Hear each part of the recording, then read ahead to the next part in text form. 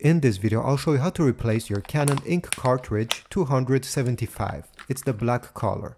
First, remove it from the package and then remove this orange tape. Never touch the print head or the contacts with your bare finger.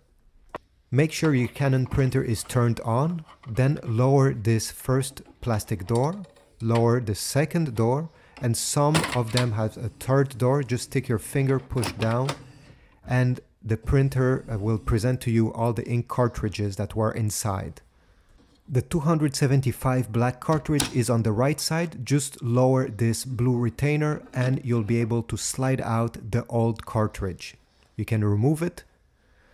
And then with your new cartridge, make sure that the print head is facing down and the contacts are facing the printer. You just have to slide it right inside. You can push it a bit with your thumb and at the end put back the blue retainer to keep it in place. Finally, you can close all the plastic doors you just opened. Like this. And you're done. So this is how you replace a Canon 275 black cartridge.